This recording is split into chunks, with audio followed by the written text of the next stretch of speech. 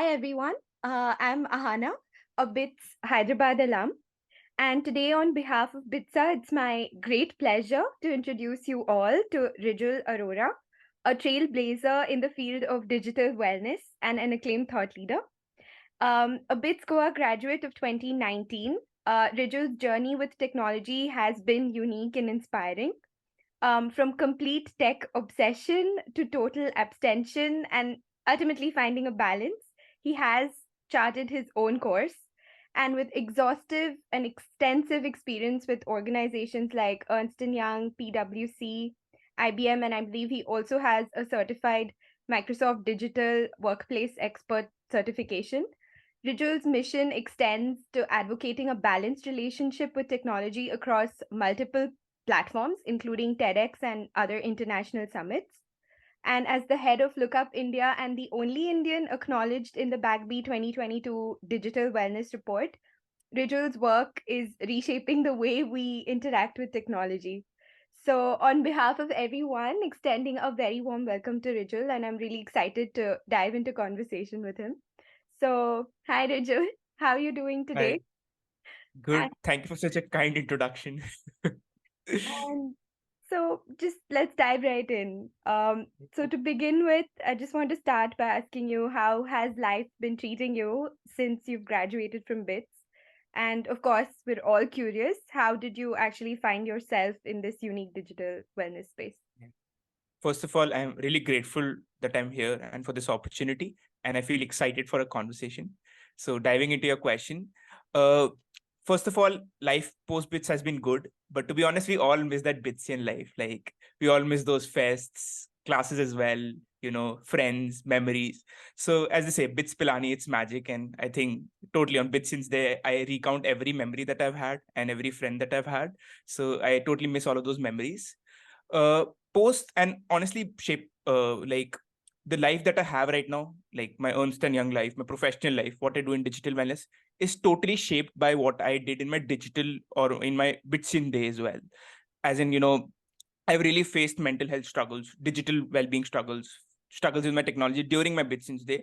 And that is the reason why I am in the digital wellness sphere today itself. You know, researched a lot on this topic of digital well-being, and I realized social media could be one potential reason for the problems that are having. So I just went cold turkey for 7 months. I deleted my WhatsApp, I deleted my Facebook completely, and I just went off the hook, as they say. Mhm. And during that 7 months during my college life, I lost 17 kilos because I adopted mindful eating. I used to exercise a lot, and I had an overall good lifestyle. I was much more happier, and I had real quality relationships instead of thousands of stones on social media. So overall, I felt that it had transformed my life to a large extent. My academics also shot up by 15% during that phase of time. So it really, really impacted the way I lived my life. It really elevated my life to where I wanted to be. So it's not that social media was bad per se. It was the relationship that I shared with social media that was toxic. Hence, during that phase, it helped me transform that. And I was much more happier and content. I And see. since then, I've just been on that journey.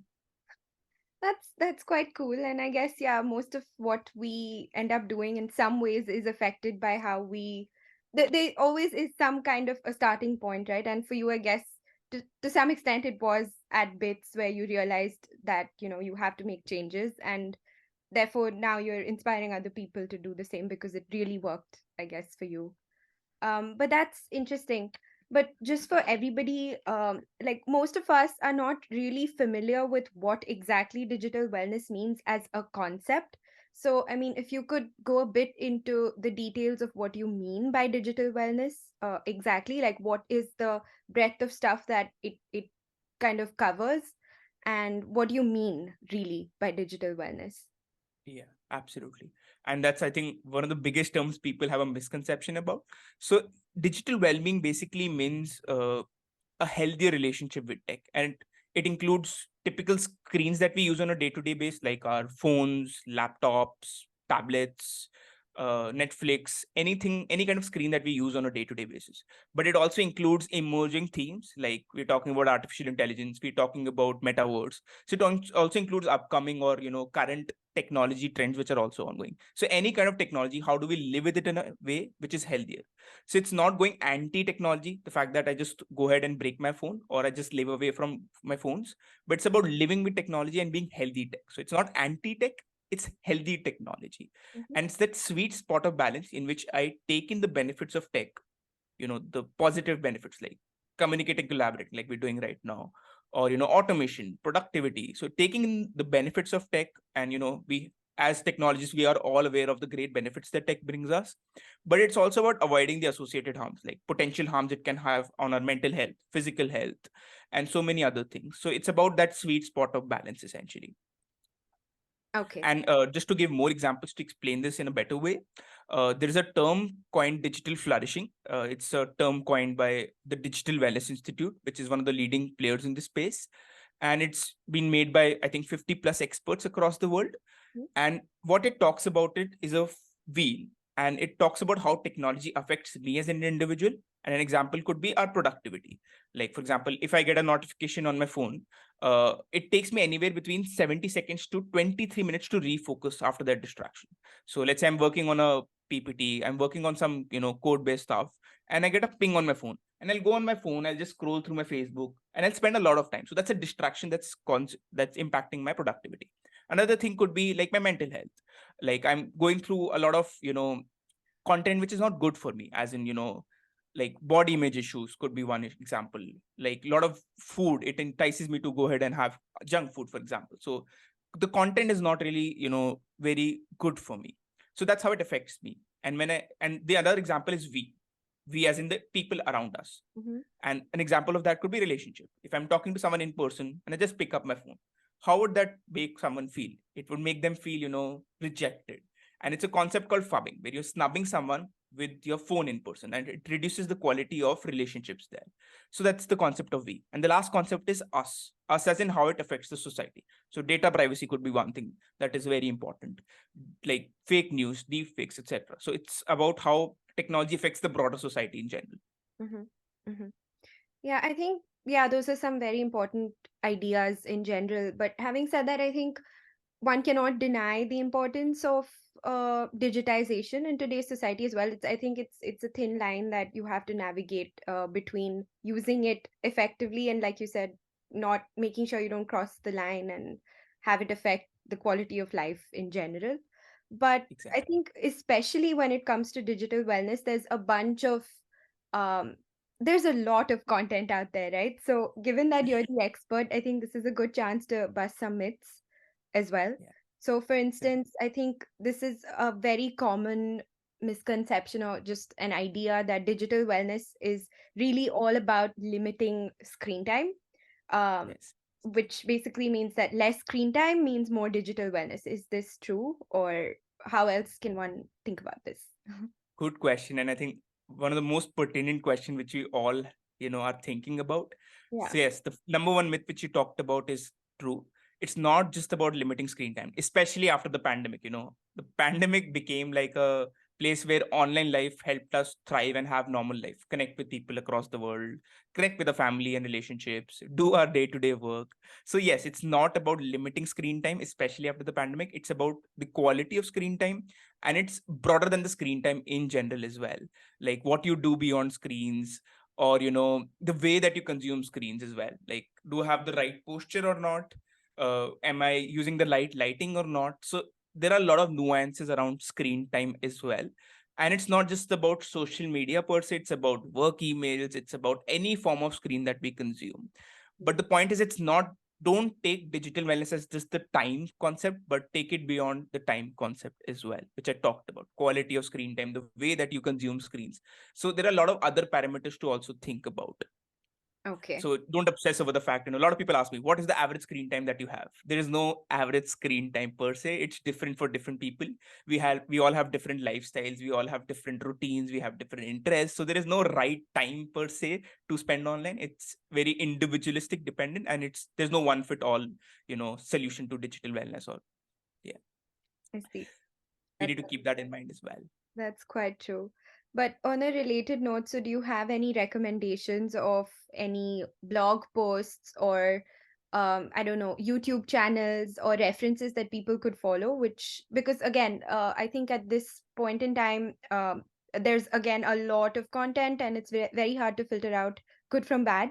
So are there any specific digital wellness blog posts that you would recommend for people to follow where they can be updated about the right practice? Absolutely. True. And I think that's very pivotal because we have a lot of influencers talking about this, Yeah. and they might not be 100% sure or they might not be 100% reliable, as we talked about. So, depending on what you want to consume, I'll give you a couple of examples. So, if you're a technologist, which majority of us are, there is a site called Center for Humane Tech, which talks about building ethical technologies. And it also has, toolkits for young people on how to take back control. So Center for Humane Tech is a very good site for technologists in general and has a lot of resource on digital wellness as well. If if you have kids as well, and if you're looking at it from a parenting angle, there are sites like CyberWise, Cyber Civics, Common Sense Media. So they talk about the fact, which website is good for your kid or not. And they're very positive tech and not anti-tech. And it has a good content. And the founder of CyberWise has a book called Raising Humans in a Digital World. Okay. Very, very good book, I would recommend. Uh, and a lot of this is free content, except this book. And if from a corporate lens, like people who are struggling with emails in general, the Digital Wellness Institute is a good resource. And obviously, you can refer my blog posts as well. Literally, you can see my website here, I think, and just press the blog button, and I think you'll go to the blog. And one last thing I would recommend is this book called Irresistible. And definitely, all of us are tech freaks here. So it talks about the back end of tech. Why is it addictive? The fact that, as soon as the Netflix episodes, finishes, the next starts. And how can we hack back our attention in that sense? There is a climax that comes in Netflix. So can you shut the episode there? So it talks about a lot of great practical steps that I would recommend. But yes, I hope these resources help. And if you need any other customized resources, feel free to reach out and happy to point you. That'll be great. But this is a good subtle point that you mentioned. Let's say, for example, just as an example, Netflix, right? I think a lot of these businesses are built around addictive behavior, so they are designed to keep you hooked on, which is counterintuitive for from a digital wellness expert's point of view, right? This is not something you want. So diving a bit in that direction, like I mean there are two aspects of it. So on one hand you have businesses which thrive on these kind of practices, right, of keeping people hooked on to their service, and then on the other side there's just the general quality of life that then takes a toll on on the world, right? So how would one explain this? Like, so is it just about being mindful that, businesses operate in a certain way and we shouldn't kind of fall into their traps? And so how would you describe this I conundrum think, in some sense? yes, that's a complex, I would say, problem to solve, but I think you pertain to the right problem. This is a concept called attention economy. The concept is the more time that you spend on these products like streaming services, social media, the more money that they earn. The more you scroll, the more ads that you see. The more episodes that you watch, they're getting revenue as well. So the more time that you spend on these products, the more revenue that they earn. So their ulterior motive is to obviously help you spend more time on these products. And the business model is made in a way so that, they entice you to spend more time. And that's why the features are built in that way. For example, if you look at YouTube, majority of the traffic, again, not pertaining to any particular platform, this Yeah. is platform agnostic, not particular to a company. So again, looking at examples, if we look at YouTube, majority of the traffic comes from the recommendation engine that is there. So, and as soon as the video stops, the another video starts. So all of these features are built in that way. Netflix, similar model. Amazon, same model.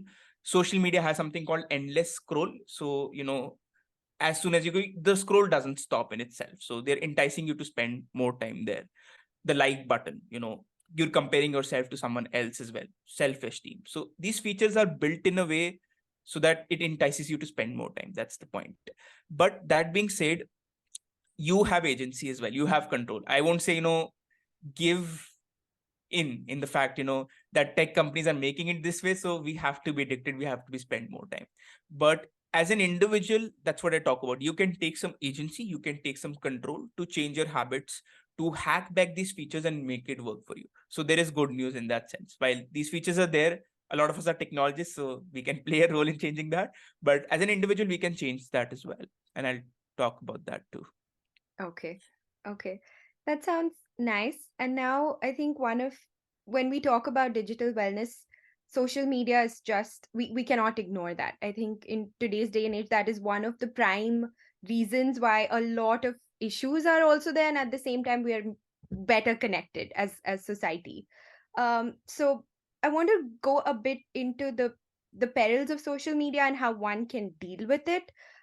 Like you mentioned, there's this concept of doom scrolling, right? Everybody, I think, in today's day and age will relate. So before going to bed, there is a lot of times many of us just engage in like scrolling. And I think we do that for different reasons. There's some psychology aspects as to why people end up scrolling end of day. I think it's called revenge bedtime procrastination or something of that kind. But again, I don't think it's particularly healthy, right? So Because how our do willpower is at its lowest at the night time as well. Okay, I see. So then added to that, there's that. So, I mean, how would you recommend we navigate digital wellness again in the times of social media?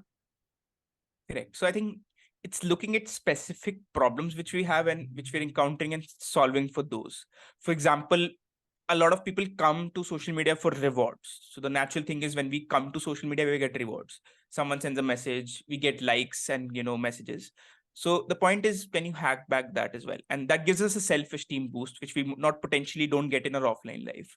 So can you hack back that? So for example, there is in Instagram, you can remove the like count if you go to the settings. So you see that, if for example, I have a photo, it would show generally 150 people like it. But now I would see Ahana and others like this. So I don't see the counts. And there are extensions which remove the like count per se as well. There are Google Chrome extensions, and that removes all the numbers on social media. So that's basically removing the reward aspect of it as well. For some people, it's just a random thing to go to. I feel bored. I'll just go to social media and scroll a little bit. So can they remove that boredom and take it somewhere else? That's the point. Or there are Google Chrome extensions which remove the endless bottomless bowl which is there. Bottomless bowl as in the scroll. I So see. which ask your intention. Why are you opening your social media? What do you want to get done before opening social media? Or they put a timer. You can just scroll for 5 minutes. So it makes it more mindful instead of mindless. So it's Mhm. about recognizing those problems that we face of boredom, of potentially rewards, and hacking back that and making it work for us. So there Okay. are these good tools that we could check out, which it's not just limiting, as I mentioned. Like, I don't see social media as purely negative. I rather compare it to food, as I mentioned. The fact that, a lot of people compare tech and social media to drugs or cigarettes. We see it weighs very negatively. The fact that, it's going to end the world, it's causing cancer, which is not true because it's a very negative perspective to have. But it's something to compare with food. The kind of food that we consume as human beings, it shapes us up. If we eat the right amount of vitamins, proteins, carbohydrates, balance that, we would be healthy, right? But from a digital well-being perspective, if you had the right digital diet, if you consume the right type of content, if you put out content there, and if you are using it decently, moderately, then you would be a healthy digital citizen. So for example, while I was talking about moderation, you could be curating your own feed as well. You could be liking certain pages. Like, I'm a huge follower of cricket. I love digital wellness content, leadership content. So I've curated my feed in a way so that I've curated my algorithm, so I get the right type of content. And it's not just about, like, a lot of us are passive consumers, but I put out my content very actively on social media. So it does not limits my audience to let's say BITSians Day, but it helps me reach millions of people across the world, and I've got a lot of opportunities because of that. So it is also the potential on of using it in a positive way as well. I see. Yeah, that's important, I guess, to keep in mind in general. Like, yeah, I mean, all of these things have both pros and cons, right? And I think it's all about perspective. So Exactly. going a bit high level now, so we have, I think, of course, at a user level, we have to focus on certain things for our digital well-being. But having said that, there are other stakeholders in the process, right? So just going a bit into the direction of what the government can do or what they should be doing. For instance, I think in Europe, GDPR plays a huge role in terms of what we can access and what we cannot. I'm not entirely sure they do care about digital well-being per se, but privacy plays a major role. So that is something that they really prioritize in terms of allowing certain platforms to be made public or not, right? So in terms of the government as a stakeholder in digital well-being, do you see anything that they should be doing, or are there any practices that they can adopt so that, as a country, digital well-being is prioritized? Yeah, they're a very important stakeholder because, as I mentioned, it's a cultural issue as well. While I can solve it individually to a certain extent, people around me can solve for it. But if it comes from the top, it really creates that systemic change, which is very important. So there is a spectrum to it. Like governments are doing, I think, thinking about this and solving for this in a certain way. And when I mention spectrum, there are governments which are open, as in the US, and there are restrictive governments like China. For example, if you look at China's model, what they did was they've literally been very restrictive, but it's a model. It's an interesting model to look at. What they've done is for kids, they have certain screen time limits. Like if you look at TikTok, they give kids only educational content. So they've literally manipulated the social media algorithm to go through like that. And they've banned gaming as well from 10 p.m. to 6 a.m. And they have only windows of, I think, 1 or 2 hours on the weekend. So they've literally been very restrictive, but it's an interesting model to look at. But again, a little bit extreme, but something to think about. And if you look at US as well, there are some leading practices as well. And again, this is generally talking about gaming, social media. Like Instagram for kids didn't pass through because we realized that it had mental health issues, or the fact that there are states in the US which have, been now taking responsibility and holding social media accountable as well. Like anti-digital competitive laws as well. Like there are huge fines which have been imposed on social media companies and all. So there are steps which have been taken to make it positive. And this is from a general perspective, but if you look at from a corporate lens as well, because a lot of us are corporate employees as well, and we're expected to work, hustle. That's the thing right now. Work 24/7, work on the weekends, but that might not be the best for us, for our families, for our well-being. So there are countries, there are various stakeholders, and all of these stakeholders need to work to have that, systemic change when it comes to digital well-being. I see. Yeah.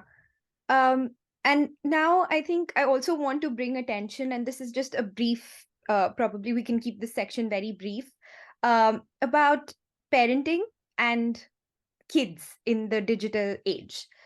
Because I think a lot of new parents struggle with, again, the balance between how much tech to expose their kids to and when to draw the line, right? Also, a lot of times now, I think computing education is everywhere. So there are some aspects of computing education which schools are trying to adopt. There's this concept of CS unplugged, where they are introduced to a lot of algorithmic concepts, CS concepts, but in a way that is without any kind of device. But then again, you really need devices beyond a certain age if you want to introduce them to the right kind of computing, right? That is undeniable at this point. So do you have some quick tips for them on how they could navigate this space in the right way? Absolutely. So three things which come to my mind is, number one, never impose your kid on, the fact of how much time to spend, we are always, very restrictive, give back your screen. How much time have you spent? Have you done your homework? So we're very authoritative in that sense. We enforce stuff. So that might not be healthy for our kids in the sense, because in the longer term, 5-10 years down the line, they need to make their own decisions in their life, how much time to spend, what to do with their life.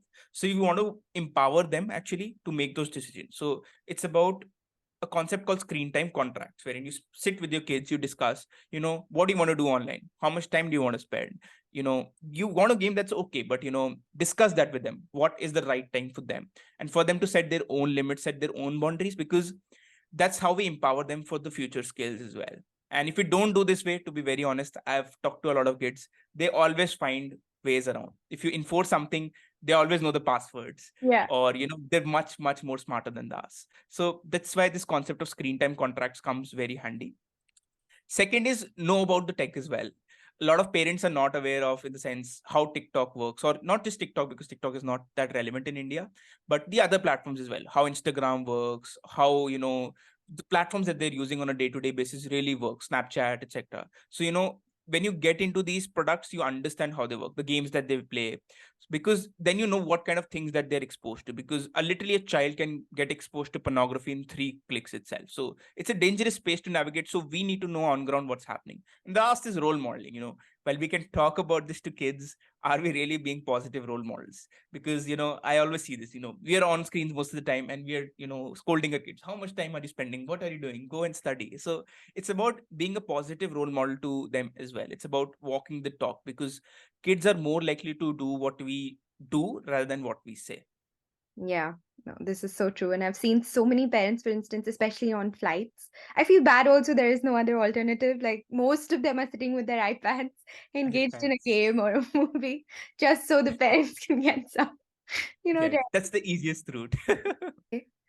Now, going into like the final segment, I think where we want to discuss a bit about the future of the digital space with AI becoming more and more accessible to everybody. I think with the onset of ChatGPT, this has become extremely pervasive in everybody's life.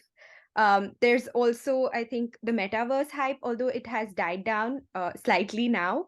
But with all these new, very engaging tools coming up thanks to AI, how do you now kind of, because these are more, I would say, a lot of times these tools are also advocated as tools that would increase your productivity. So they are expected to be part of your regular life, right? So, how would now the digital wellness space evolve given the introduction of these AI based tools that are meant to increase productivity?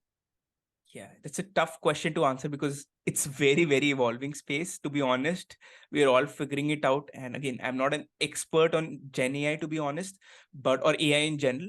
But I would say, with tools like ChatGPT coming in, there are positives and benefits to it. And the core of digital wellness is taking the positives and avoiding the harms.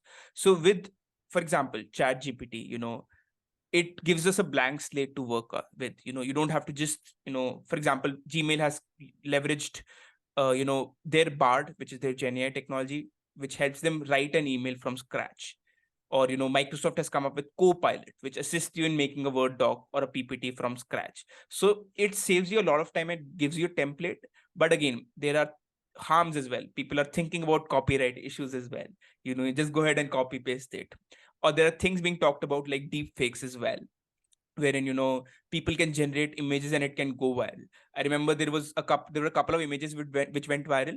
Like, I think the Pope's image went viral, in which he was wearing like a very smart dressing, and it just went viral, and people were like, what's happening? And people actually found that, thought that it was true, but it wasn't. And the US Capitol blast, people made a fake image and it went viral. So the point I want to make is, we're still discovering the harms when it comes to ChatGPT, or not ChatGPT, Gen AI or AI in general, and with metaverse as well. Like, there is a lot of research which states that virtual reality headset cause a lot of nausea. Mhm. So we're still, realizing the harms of it, and the point is to go away with those harms and to take it the benefits. Like I told, you can easily do your work much better with the likes of Copilot or Bard that I talked about. But again, as I said, the harms are still being thought about. But what is good compared to the earlier stages is, if you look at social media, which was the last wave of tech, the harms came in, and then we were like, oh, this is causing potential mental health issues, physical health, let's solve for it. But now what's happening is, we're really more proactive. For example, Joe Biden really met all the tech company CEOs and told them, that we should have guardrails, we should think about safety as well. So it's now the harmful aspects and the safety aspects are thought about before the tech products are made, not after. So it's not an afterthought, no, it's a before thought, which is much more important. Right. So it's kind of part of the design Part process of the design itself, which process, is pretty good. Yeah, that's keeping humans in the center. yeah. Awesome. So I think I wish I could, we had more time to discuss because I think we can like really, I feel like we've just touched upon the surface of most of these topics, but we could really go in depth. So I think it would be great to have a session by you just on specific topics, where you Yes. could kind of coach people a bit more on this space. So I guess we are almost running out of time, so I'll have to conclude for today. But just before we conclude, what would be Rijul's final tip? One tip, if you had to pick, that we want to kind of take away from this conversation. And yeah, what would that one recommendation be from your end? Absolutely. I think that's very important, and I hope all of you implement this. It's called the iPhone effect. And the iPhone effect simply means the mere presence of a phone literally reduces your IQ by 20%. And the fact that I was just talking to you, and my phone was here, my full energy was not with you, to be honest. A little bit was going there. Could Yeah. have got a notification, could have a phone call. So, the one tip that I would give you is keep your when you're working on something productive or when you're with people, keep your phone a little bit away in the other room. If you can't keep it in the other room, keep it in the drawer. But the point is, it shouldn't be in your line of sight. So I think that really really improves the way you work and the way you're with people. So I think that's a very important thing to keep in mind. The iPhone effect. Okay, Keep great. distance. Basically, the more distance you have, the more productive you are. Social So, distancing with the phone, I guess. social distancing with the phone. Cool. So, where can everyone get to know more about your amazing work on digital wellness? Rijularora.com. Oh, Literally my name and then .com.